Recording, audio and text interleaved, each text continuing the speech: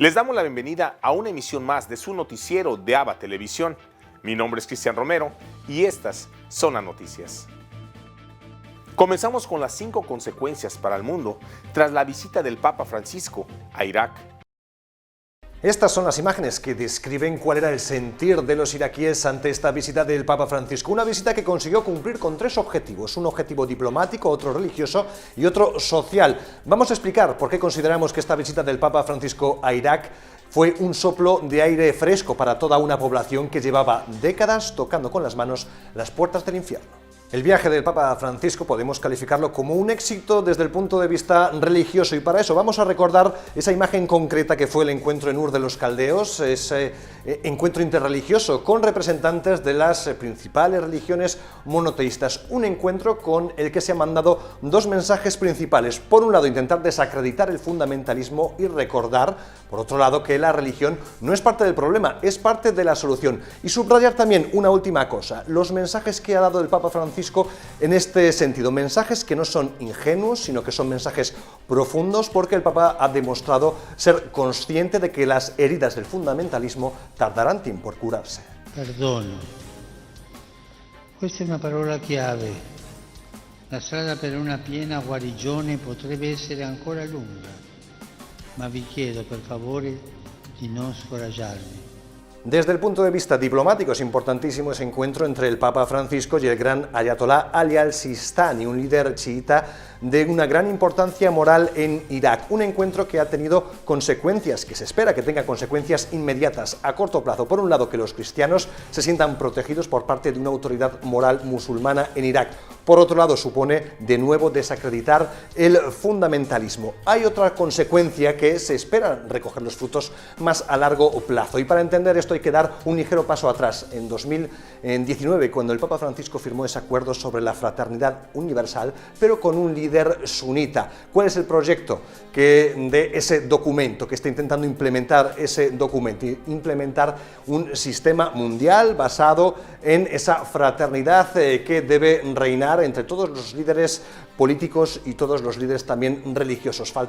Había un acuerdo entre un líder católico, un líder sunita, pero faltaba esa figura del chiismo que de alguna forma también aceptara el encargo, la misión de intentar un mundo mucho más fraterno. El gran Ayatolá no firmó ese documento, pero cumplió ese gran gesto de recibir en su propia casa al Papa Francisco, un Papa también que podemos calificar de audaz por lo que ha hecho. Hemos podido ver a un anciano de 84 años que ha viajado hasta Irak, le hemos podido ver caminando, cojeando por esas calles de Nayaf hasta encontrar al gran Ayatolá Ali al-Sistani. Por tanto, un éxito también desde el punto de vista diplomático y religioso este encuentro del Papa y el gran Ayatolá.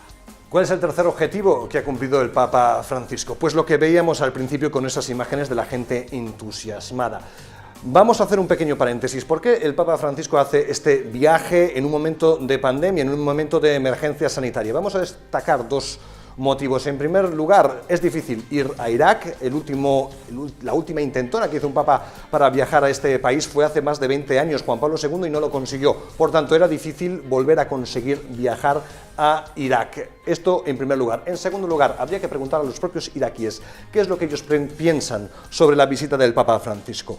Y ahí hemos visto cómo por un lado, de la sociedad ha sido bien acogida esta visita del Papa Francisco. En segundo lugar, hemos hablado del gran Ayatolá, autoridades morales religiosas de Irak que también están dispuestas a recibir en su propia casa durante tiempos de pandemia a este líder, al Papa Francisco. Y en tercer lugar, también desde un punto de vista político, los líderes políticos de Irak quisieron que viniera el Papa Francisco. Hemos podido ver al presidente de Irak, un presidente kurdo, no católico, en las principales ceremonias presididas por el Papa Francisco. ¿Y esto qué es lo que quiere decir? Que en estos momentos Irak lo que necesita es un abrazo que el Papa Francisco ha conseguido dar a la sociedad de Irak, una sociedad para que la pandemia no es un evento aislado dramático, sino que es un evento más que se suma a una larga lista de sufrimientos padecidos a lo largo de las últimas 4 décadas y, lógicamente, dentro de esos sufrimientos, el más espectacular que hemos podido ver en los últimos años ha sido la agresión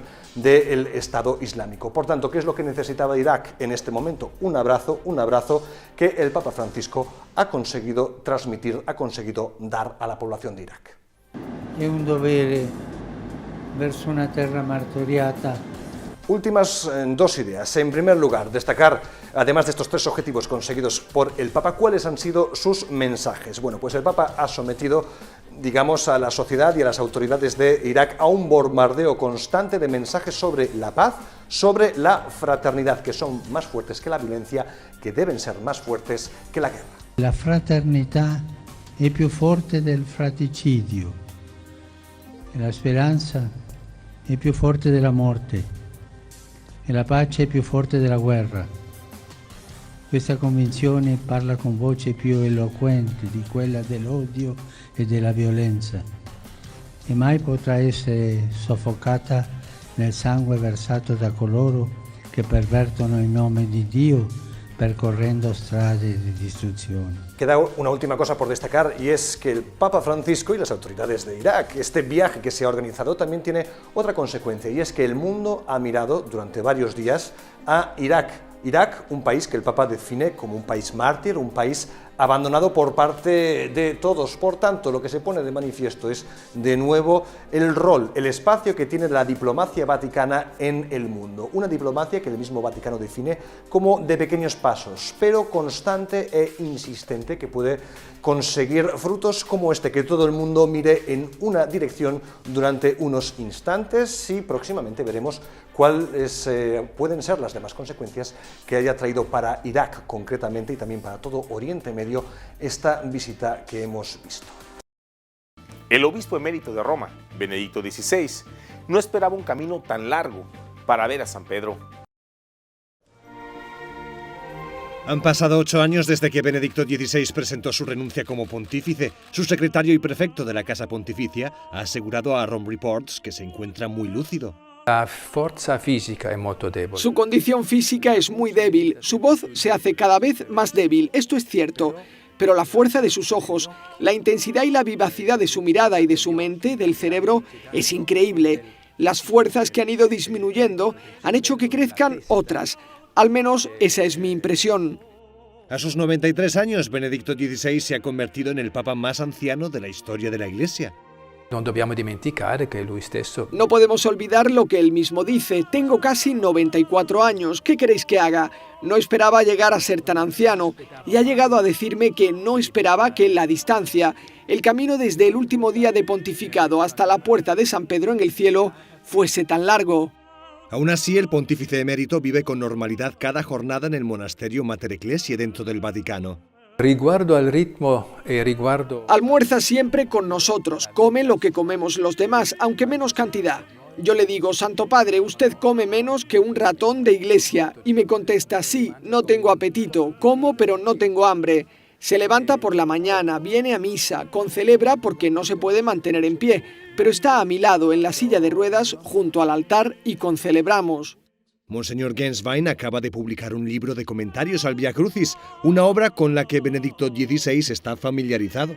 Lui stesso, come sappiamo, ha... Joseph Ratzinger escribió en el año 2005 un Via Crucis a petición de San Juan Pablo II. También ahora en el monasterio, el Via Crucis forma parte de nuestra piedad popular durante la Cuaresma. Los viernes, igual que muchos cristianos, rezamos el Via Crucis. La obra de Genswein sobre los últimos momentos de Jesús se ha presentado en alemán e italiano. En este momento se preparan las traducciones al inglés y español. A continuación tenemos el agrado de presentarles una reflexión del Evangelio del Día, a cargo de nuestro director general, Jaime Sevilla. En el Evangelio de hoy, tomado del capítulo 11 de San Lucas, tenemos nosotros la frase fuerte de Jesús: el que no está conmigo, está contra mí. Y esto es para rechazar esos pensamientos o actitudes de los fariseos, que siempre lo criticaban y llegaron a la osadía de decir que expulsaba a los demonios con el poder de Belcebú, el príncipe de los demonios. Jesús le dice: todo reino dividido va a la ruina. Si Satanás está dividido, ¿cómo puede sobrevivir su reino? De esta manera el Señor nos dice a nosotros que las críticas que recibamos por hacer el bien a los demás debemos nosotros de sobrellevarlas, porque sabemos que estamos en el camino correcto, independientemente de las críticas, señalamientos, de las injurias o de aquellas divisiones que la gente quiera traer hacia nosotros. Por eso, hoy el Evangelio nos invita a ser firmes y sobre todo fieles a Jesucristo, porque el que no recoge con Él, dice, desparrama. El que no está con Él, está contra Él. De esta forma el Señor nos invita a estar siempre junto a Él, a ser fieles a Él, sin importar las situaciones que nos enfrentamos en nuestra vida diaria, enfermedades, escasez, dolor, sufrimiento, alegría, celebración, no importa. Cualquiera de esos estados, nosotros debemos de permanecer fieles a su amor y a su misericordia. Si estamos con el Señor y hacemos el bien a los demás, no importa las críticas que recibamos, sabemos que estamos en el camino correcto. Mis queridos hermanos, que el Señor nos dé la gracia de ser fieles siempre a su llamado. Que así sea.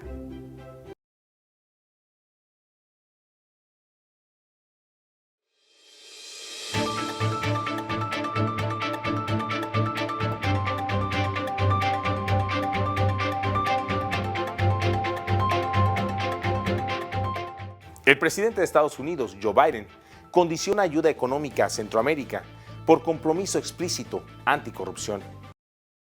Estados Unidos exigirá compromisos explícitos en contra de la corrupción a los gobiernos de los países centroamericanos antes de destinar fondos de ayuda financiera.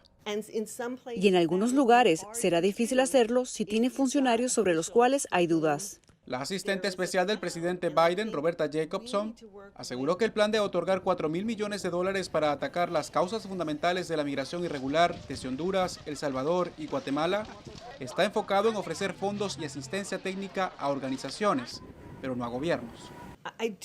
Creo que trabajar como socios con estos países significa sentarse y hablar sobre lo que podemos hacer juntos, pero también si se van a utilizar los fondos de los contribuyentes estadounidenses, entonces es una cierta cantidad de poder de negociación.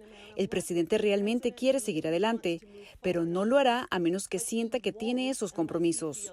El gobierno de Honduras recibe la mayor parte de las críticas internacionales por el presunto involucramiento de su presidente en delitos de narcotráfico, que son investigados por una corte federal en Nueva York. Las acusaciones han sido desestimadas por el mandatario y su gobierno está convencido de que su relación con Estados Unidos no es o será afectada, según nos dijo el embajador hondureño en Washington. No está en riesgo.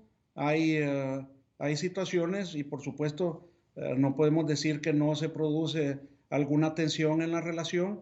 Sin embargo, los intereses comunes y los objetivos comunes se mantiene. La Casa Blanca indica que su estrategia está enfocada en mejorar las condiciones de vida de los centroamericanos con la idea de detener el flujo migratorio hacia sus fronteras, así como la implementación de programas de protección para familias y niños.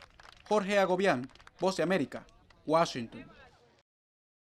Autoridades migratorias registran un aumento significativo de menores no acompañados en la frontera sur de Estados Unidos. Con más de 3.000 menores bajo la custodia de las autoridades del Departamento de Seguridad Nacional en la frontera sur, la capacidad de la patrulla fronteriza para procesar el súbito incremento de niños no acompañados cruzando la frontera ha originado cuestionamientos a la administración del presidente Joe Biden. Reportes de la cadena estadounidense CNN señalan que solo en la última semana los menores están en centros de detención por un promedio de 107 horas, 4 días, lo que sobrepasa las 72 horas reglamentarias. Realmente estamos hablando en términos de que las personas que dejan entrar son niños no acompañados. Esa es una decisión política que tomamos porque sentimos que fue el enfoque más humano para abordar las circunstancias muy difíciles en la región. Y por supuesto, esto significa que hay más niños bajo la edad de 18 años cruzando la frontera. Reportes desde el terreno por parte del jefe de la patrulla fronteriza en el Valle del Río Grande, Brian Hastings, confirman lo que hasta el momento ha sido llamado un reto por el secretario de Seguridad Nacional, Alejandro Mayorkas. Ejemplo de ello es este mensaje publicado en Twitter el pasado 4 de marzo.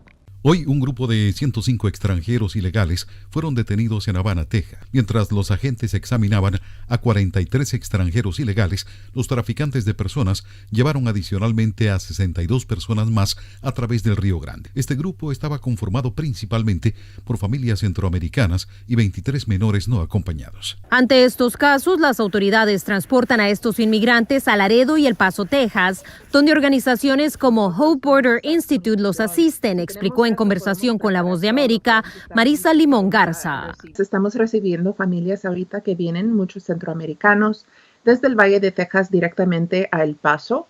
Ellos están llegando, iniciaron el lunes y ya tenemos varias familias aquí con nosotros, recibiéndolos como, pues, en una manera digna y humanitaria. La administración Biden anunció este miércoles la reapertura del programa para menores centroamericanos. La iniciativa permite a niños y jóvenes de Honduras, El Salvador y Guatemala aplicar desde sus países de origen para reunirse con sus padres si ellos viven bajo estatus legal en Estados Unidos. Celia Mendoza, Voz de América. Estas son las pérdidas millonarias por la pandemia del COVID-19 en la región centroamericana. Es la primera encuesta del 2021 a un año de la llegada de la COVID-19 a Centroamérica. El virus provocó cierre total de empresas y algunas siguen sin recuperarse. Las pérdidas solo en las 1.100 empresas consultadas por la FECAMCO han sido millonarias. Pérdidas acumuladas de las empresas encuestadas durante este periodo ascienden a 321 millones de dólares. Los sectores más impactados fueron servicios y comercio.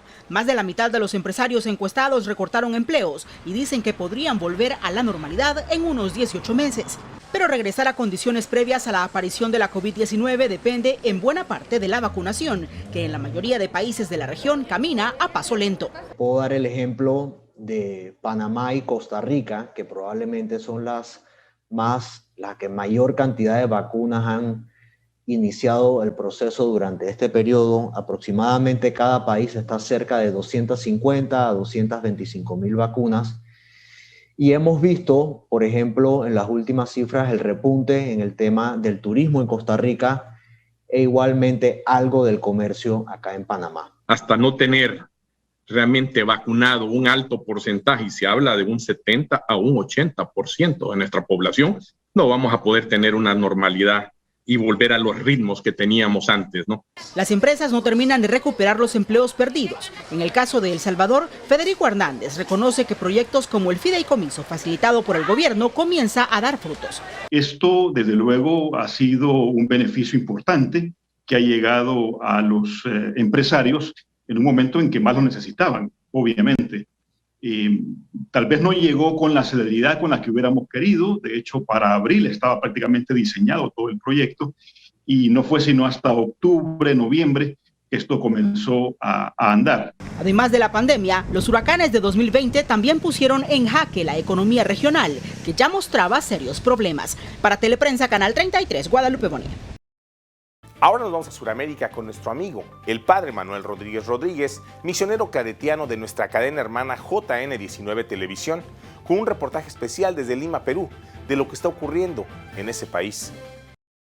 Reporta para la cadena de televisión ABA y JN19 del Perú, el padre Manuel Rodríguez Rodríguez, misionero claretiano, desde Lima.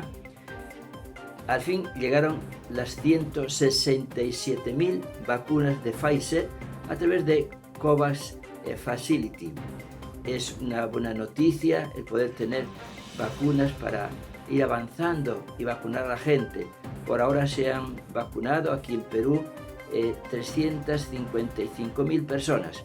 Comenzaron ya a vacunar a los ancianos, a los muy ancianos, sobre todo en las casas de reposo. Y se les nota contentos, se sienten protegidos, se sienten ya como inmunizados. Ojalá resulte, es una primera dosis, pero es una alegría, es una inyección contra el virus y es una inyección también de optimismo, lo cual pues es muy bueno. Estamos a 31 días de las elecciones y el día 11 de abril va a depender de nosotros el tener buenos gobernantes durante los próximos años. Pensémoslo bien, no votemos candidatos que presentan antivalores, solamente los que presentan valores, tanto humanos como cristianos. Esto es fundamental en la conciencia de cualquier persona, sobre todo de un católico. Los empresarios quisieran y están pidiendo poder importar vacunas para ponerlas gratis a sus trabajadores, a sus familias y amistades. El gobierno se está oponiendo, pero ellos siguen pidiendo que haya esa facilidad, porque eso sería una ventaja, se avanzaría mucho más en la vacuna. Lo mismo los gobiernos regionales, no sé por fin en qué quedará. Por ahora el gobierno se ha cerrado. El turismo es uno de los sectores más afectados por esta pandemia, que justo hace un año hoy, que fue declarada pandemia por la Organización Mundial de la Salud.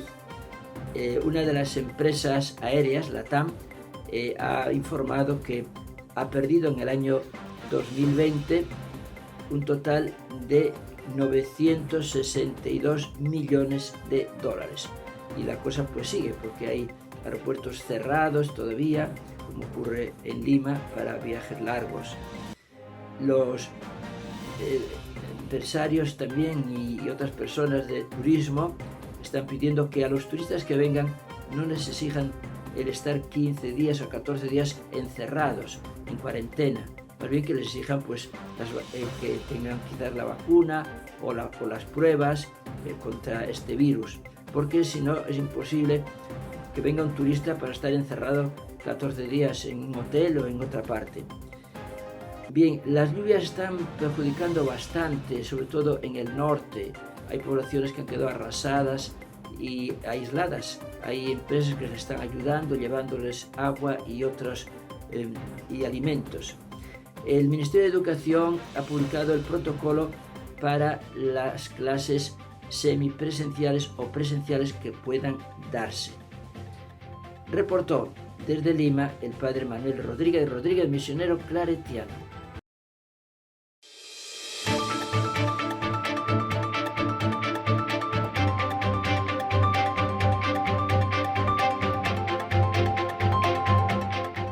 Este es un resumen del rol de las fuerzas de seguridad en las elecciones pasadas en El Salvador. La Policía Nacional Civil y la Fuerza Armada son las fuerzas de seguridad del Estado encargadas en conservar el orden y el respeto de las leyes por parte de la ciudadanía. Para estas elecciones del 28 de febrero de 2021, su participación tuvo aciertos y desaciertos, que pueden servir para su análisis y un mejor desempeño de sus funciones. Para algunos observadores de estas elecciones, su papel estuvo a la altura de su mandato. Hasta el momento, la verdad que ellos han realizado un buen papel. Todo se ha mantenido en orden. He estado en 2 centros de escolares observando y la verdad que han estado bien atentos ante cualquier situación que se dé. Han estado al margen y siempre pendientes de que esté todo en orden. En Ciudad Delgado, los agentes policiales tomaban nota de las personas que entraban al centro de votación del centro escolar Edelmira Molina. Esto no se dio en todos los centros de votación. Me parece bien, porque ellos están haciendo su trabajo, ¿verdad? Entonces tienen que obedecer a lo que les dicen. Fueron cerca de 23.500 elementos de la PNC quienes se distribuyeron por los 1.595 centros de votación. El director de la corporación afirmó que hicieron una buena labor. Estamos en todo el territorio nacional, que con el apoyo de la Fuerza Armada de El Salvador estamos garantizándole la seguridad a todo el pueblo salvadoreño. Estamos empleando un aproximado de 17.000 elementos de la institución en apoyo directo a la Policía Nacional Civil.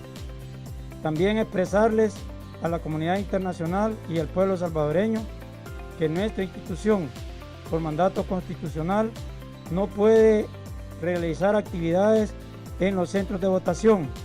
Por lo tanto, nuestro apoyo está orientado a estar garantizando la seguridad a la población desde sus lugares de habitación, es decir, de las colonias, los barrios, a través de todas las rutas hasta puntos cercanos a los centros de votación. Sin embargo, la Asociación de Periodistas de El Salvador informó que la policía es la más señalada por restringir el ejercicio periodístico. En la tipología de agresión tenemos, en primer lugar, y esto hay que decirlo, la Policía Nacional Civil, y es lamentable esta situación. Desde que el centro de monitoreo se activó a las 5 de la mañana y empezó a registrar la mayoría de casos en que la policía era quien estaba impidiendo el ingreso a la prensa, estuvimos constantemente invitando a través de Twitter, a través de los comunicados de prensa, de las conferencias que brindábamos, el llamado a la policía a que respetara la labor informativa. Lamentablemente esto no fue así, por el contrario, la policía no respetó la labor de las y los colegas y eso lo vimos reflejados en la data. Aunque aún quedan aspectos de conducta enfocada en el respeto de los derechos humanos de los ciudadanos, en términos generales, la Policía Nacional Civil y la Fuerza Armada brindaron seguridad a esta actividad electoral y atendieron diversas indicaciones del Tribunal Supremo Electoral, cuando éste requirió de sus intervenciones.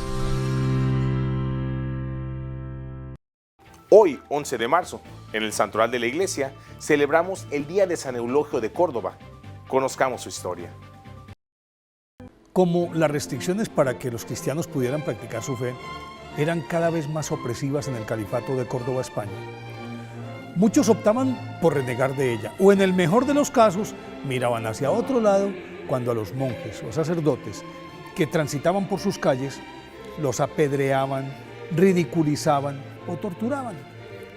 Como respuesta a esa laxitud de los pseudocristianos, surgió de la mano del sacerdote Eulogio de Córdoba, teólogo, humanista, escritor y excelso orador sagrado, un vigoroso movimiento de auténticos seguidores de Cristo que espontáneamente empezaron a manifestarse en las plazas con intrepidez y valentía, proclamando su fe y desafiando al represivo califa Muhammad I, quien como respuesta desató una feroz persecución contra los cristianos.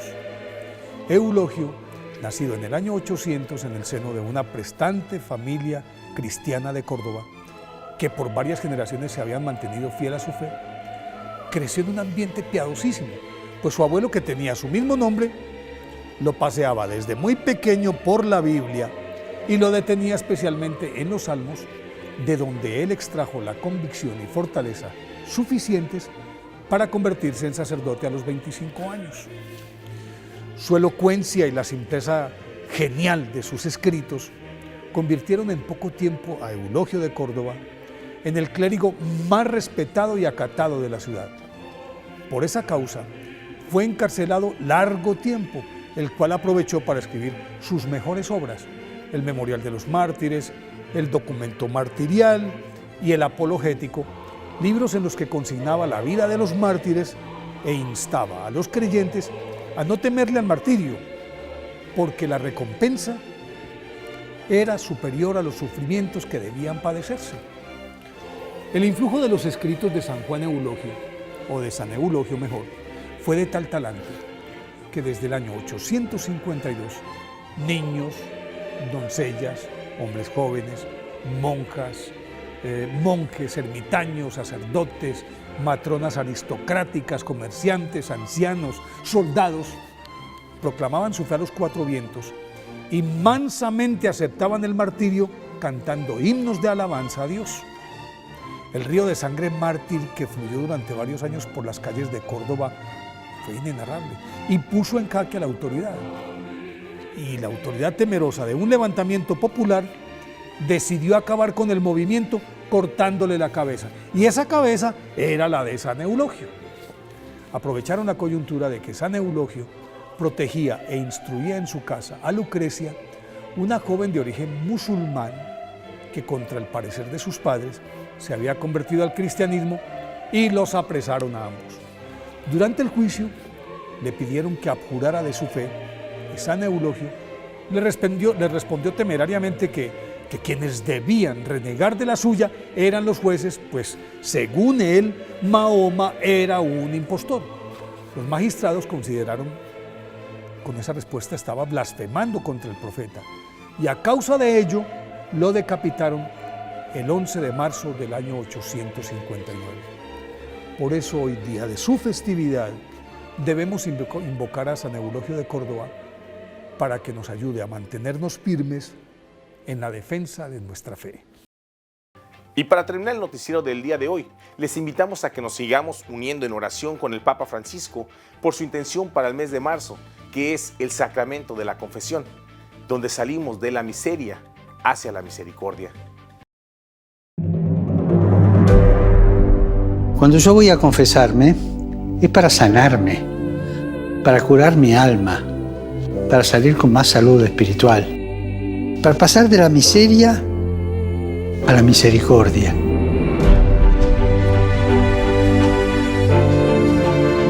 El centro de la confesión no son los pecados que decimos, sino el amor divino que recibimos y que siempre necesitamos. El centro de la confesión es Jesús que nos espera, nos escucha y nos perdona.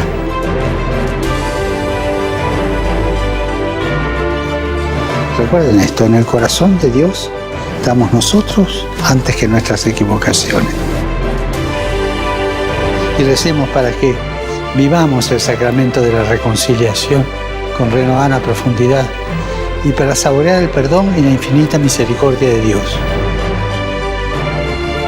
Y recemos para que Dios dé a su iglesia sacerdotes misericordiosos y no torturadores.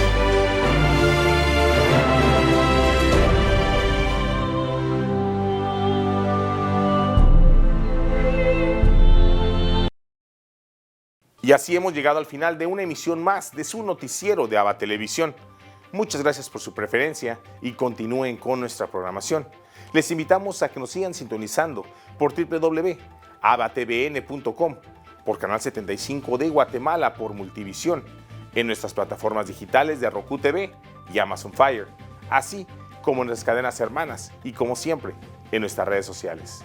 Ahí nos vemos y que Dios les siga bendiciendo.